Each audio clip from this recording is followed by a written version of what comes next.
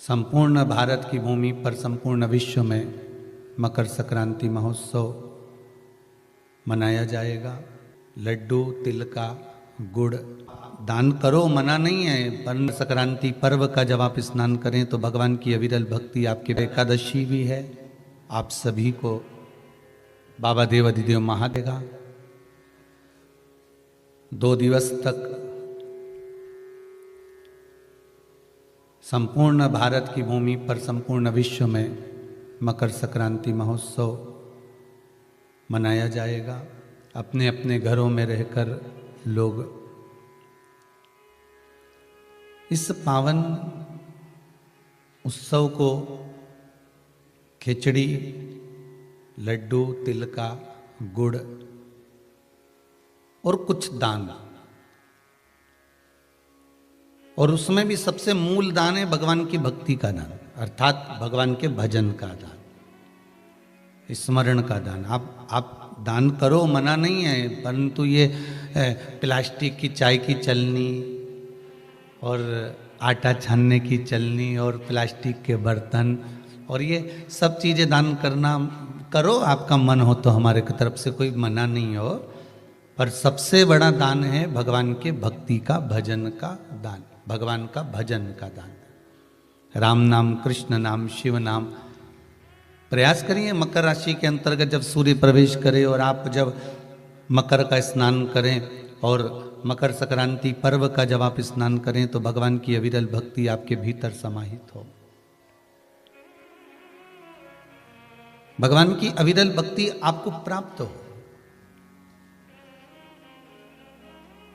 और इस पवित्र भक्ति के बल पर, इस पवित्र भक्ति के बल पर हम भगवान की सुंदर आनंदमय स्वरूप को धारण कर सके।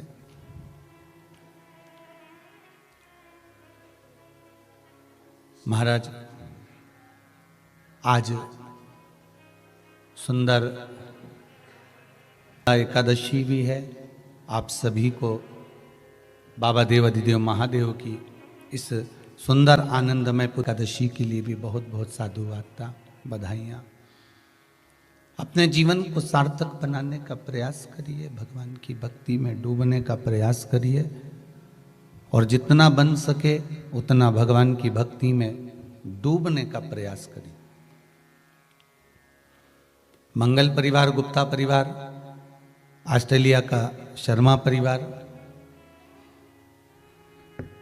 अगर ये पावन मानसरोवर शिव महापुराण की कथा को करवा रहा है तो आपके भीतर ये भाव प्रकट होना चाहिए कि आप इस पावन कथा को सुनने के बाद आपके भीतर ये भाव प्रकट हो कि हम भगवान शंकर के कृपा पात्र होकर भगवान शिव की गंगा स्नान, यमुना स्नान, कुंड का स्नान, सरयू का स्नान, मानसरोवर का स्नान हम अपने भाव से कर रहे हैं, हम अपने दिल से कर रहे हैं। आवाज पकड़ रहा है, अपने मन से कर रहे हैं।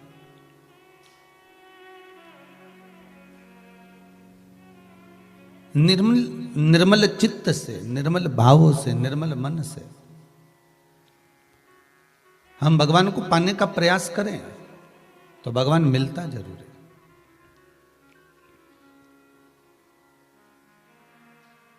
आज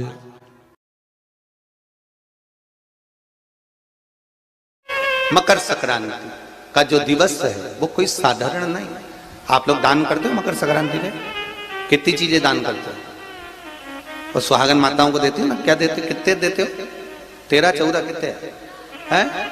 14। कौन से पुराण में लिखा है कि 14 चीज देना चाहिए? अरे बोलते जाओ जरा जल्दी जल्दी, बड़ी मुश्किल से तो पकड़ाई में आते हो तुम शिवरी नारायण वालों। 14 चीजें दान देना है। किस पुराण में लिखा है? कोई तुमसे पूछ सकता है तो महाराज आप कह सकते हो अग्नि पुराण में वर्णन आता है। कौन से पुराण में लिखा है? अग्नि पुराण में लिखा। देव ऋषि नारद भगवान विष्णु के पास जाकर पूछते हैं, नारायण कृपा करिए। भगवान विष्णु ने पूछा क्या बात है, बोलिए।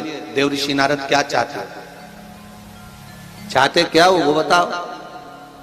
महाराज हमें इतना सा बता दो, शिव जी के यहां जाते हैं तो पहले उनके द्वारपाल से पूछना पड़ता है अंदर जाने के लिए। ब्रह्मा जी के यहाँ जाते हैं तो ब्रह्मा जी के द्वारपाल से पूछना पड़ता है, इंद्र के यहाँ जाते हैं तो इंद्र के द्वारपाल से पूछना पड़ता है।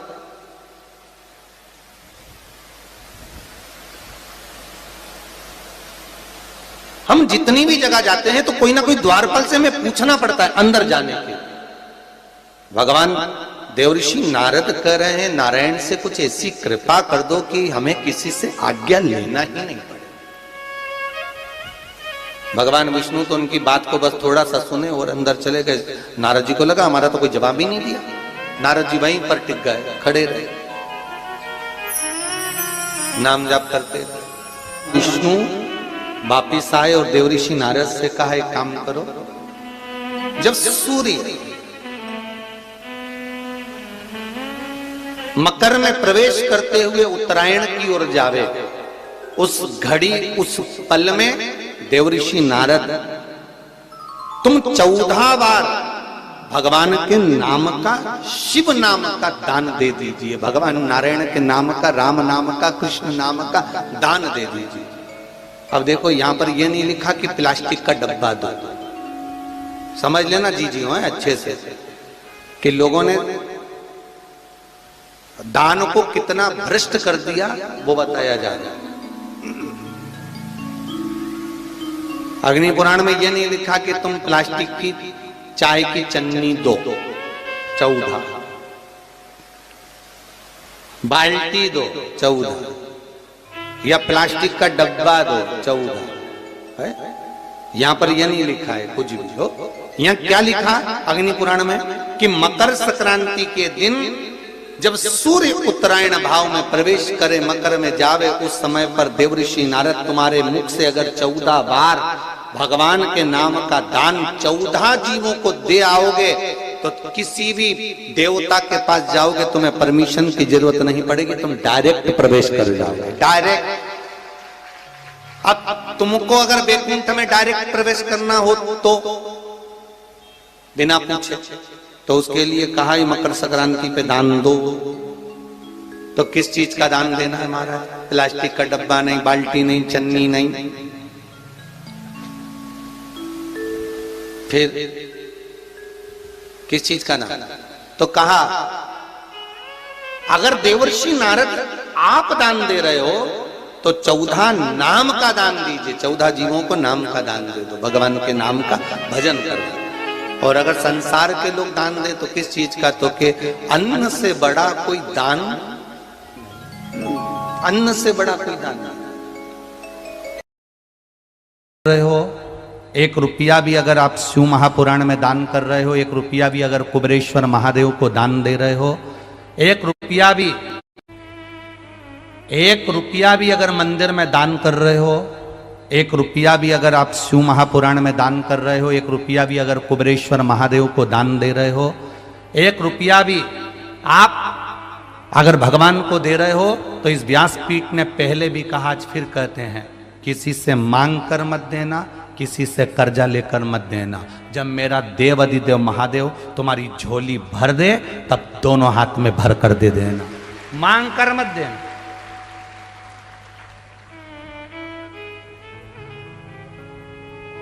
किसी मंदिर में दर्शन करने के लिए जाओ और तुम्हारे पर्स में अगर 10 रुपया नहीं है, पड़ोसन तुम्हारे साथ में है, तुम्हारे रिश्तेदार तुम्हारे साथ में, और किसी तीर्थ में तुम दर्शन करने गए हो, बद्रीनाथ दर्शन करने गए हो, केदारनाथ दर्शन करने गए हो, चंपेश्वर महादेव दर्शन करने के लिए गए हो, महाकाल दर्शन करने के लिए गए हो, राम जी के मंदिर दर्शन करने के लिए गए हो, किसी तीर्थ में दर्शन करने के लिए गए हो, तुम्हारा पर्स घर पर रह गया, तुम्हारा पर्स होटल में रह गया, तुम्हारा पर्स गाड़ी में रह गया, तो भी अपनी पड़ोसन से, अपने रिश्तेदार से भगवान के सामने दर्शन करते समय भगवान सामने है, और भगवान के सामने तुम पड़ोसन से मत मांगना कि 10 रुपए दे, मैं तेरे को भी गाड़ी में दे दूंगी। नहीं, भगवान को बुरा लगता है क्योंकि मेरे सामने खड़ी होकर तू दूसरे के आगे हाथ फैला रही है। मुझसे कहती मैं गाड़ी में से क्या तेरे सामने अंबारियां ला कर दे देता।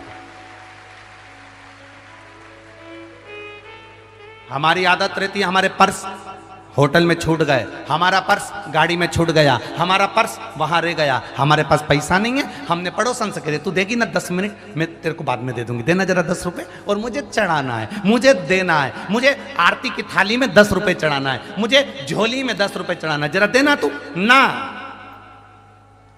1 रुपया पड़ोसन से मत मांगो, 1 रुपया अपने रिश्तेदारों से मत मांगो।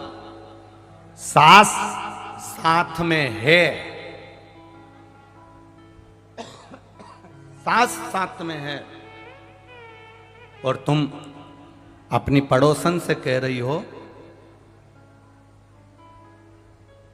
कि मुझे ये चोली का कपड़ा दिला दे, मुझे फाल दिला दे, मुझे पीको करा दे, मुझे ये दिला दे, मुझे वो दिला दे। सास साथ में है और तुम पड़ोसन से पूछ रही हो कि अचार कैसे डालते। सास साथ में है और तुम सास के पांव ना पढ़कर पड़ोसन के पांव पढ़ रही हो, तो सास को बुरा नहीं लगेगा? अरे बोलो तो जम के, लगेगा कि नहीं लगेगा? घर के माँ बाप साथ में है और तुम दूसरे के आगे हाथ फैलाओ, माँ बाप को बुरा लगेगा। घर के बुजुर्ग तुम्हारे साथ में हैं और तुम दूसरे के आगे हाथ फैलाओ, घर के बुजुर्ग को बुरा लगेगा। मंदिर में भगवान बैठा है और तुम दूसरे के आगे हाथ फैलाकर दान दो, भगवान को बुरा लगेगा। उसको बुरा लगता है कि मेरे सामने आया, मेरे पास आया, मेरे नज़दीक आया, मेरे करीब में आया और मेरे पास आकर, मेरे करीब में आकर, मेरे नज़दीक में आकर दूसरे के हाथ जोड़ रहा है। मत दो दान, ऐसा दान किसी काम का नहीं जो दूसरे से मांग कर दिया जाए। हमारा भी विश्वास कहता है, इतने सालों की शिव महापुराण कथा का भरोसा और विश्वास कहता है, नहीं है आपके पास देने के लिए, आप रोज शंकर जी के मंदिर में 1 लोटा जल चढ़ाओ, अपनी मेहनत करो, अपना परिश्रम करो, अपना कर्म करो और मेहनत से पीछे मत हटना। एक दिन महादेव खुद इतना दे देगा कि आप खुद दोनों हाथों से लुटाना चालू कर दो।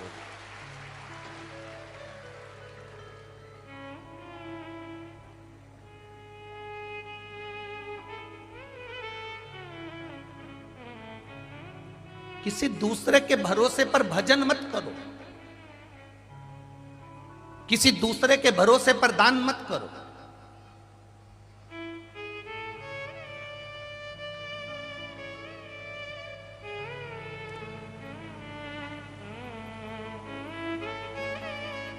ए भैया, तेरे हाथ जोड़ती हूं, मुझे आगे बिठा दोगे क्या कथा में?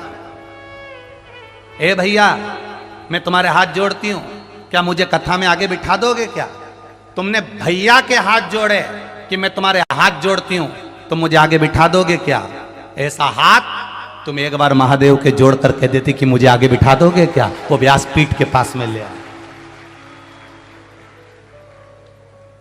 एक बार तुम देवादिदेव महादेव से कह देती, एक बार तुम भगवान देवादिदेव महादेव से कह देती कि हे बाबा, हे त्रिकालदर्शी, हे कैलाशी, हे अविनाशी, भिलाई में कथा हो रही है, भगवान की कथा चल रही है, मेरा मन है, मेरे पास इतना धन वैभव सत्ता नहीं मैं कुछ दे सकूं, पर इतना विश्वास जरूर है कि मैं तुझ पे 1 लोटा जल चढ़ाती हूं, इसलिए पंडाल में कहीं ना कहीं मुझे ऐसी जगह मिल जाएगी जो मैंने सोची भी नहीं होगी और वहां जाकर बैठकर कथा सुन लूंगी। ये तेरे जल की महत्वता है, ये तेरे जल की महत्वता है। तुझे जो 1 लोटा जल चढ़ाया, तुझ पर जो 1 लोटा पानी चढ़ाया है, उसकी महत्वता है कि मुझे कुछ मिलेगा और अच्छा मिलेगा। बाबा को ढूंढने की जरूरत नहीं पड़ेगी, बाबा आपको ढूंढते हैं।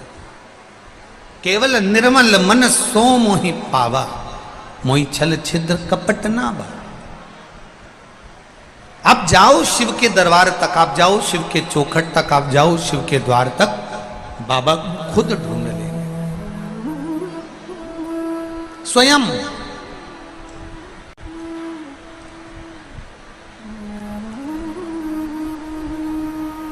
अपनी भक्ति के बल को बढ़ाना पड़ेगा हमको। दुनिया ताने देगी, दुनिया गाली देगी, दुनिया अपशब्द कहेगी, फिर भी आपका विश्वास नहीं डिगना चाहिए, आपका भरोसा नहीं टूटना चाहिए। माता पार्वती मैया का जो अवतार हुआ, ये माता सती दक्ष प्रजापति की कन्या माता सती जो शिव जी के साथ में ब्याहीन थी, और विवाह होने के बाद माता सती को भगवान देवाधिदेव महादेव लेकर कुंभज बाबा के आश्रम में, शिव महापुराण की कथा कह रही है कि कुंभज बाबा के आश्रम में माता सती को लेकर गए, अगस्त बाबा के यहाँ ले जाकर, कुंभज बाबा के यहाँ ले जाकर अगस्त ऋषि के यहाँ कथा को सुनने बैठे।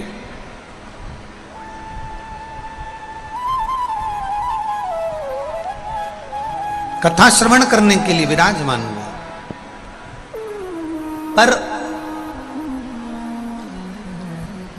कथा में मन महादेव जी का लगा, सती मैया का नहीं लगा। थोड़ा सा ध्यान देना इस कथा पर। शिव से बड़े दुनिया में कोई वक्ता नहीं हुआ। शंकर भगवान ने कथा कही, माता पार्वती जी ने सुनी। वही कथा एक तोते के बच्चे ने सुन ली थी, जिसने वेद व्यास जी को कही। वेद व्यास जी ने वही कथा शास्त्रों में, पुराणों में वर्णन करी, जिसको आज तक दुनिया के लोग आज तक बाच रहे हैं, आज तक बाच रहे हैं। शिव जी जैसा कोई वक्ता नहीं। और शिव महापुराण की कथा कह रही है, भगवान शंकर का संवाद कह रहा है, शिव जी जैसा वक्ता नहीं और शिव जी जैसा कोई श्रोता नहीं। चंचुला देवी का पति बिंदु प्रेत योनि में चले गया। चंचुला देवी का पति बिंदु जब प्रेत योनि में चले गया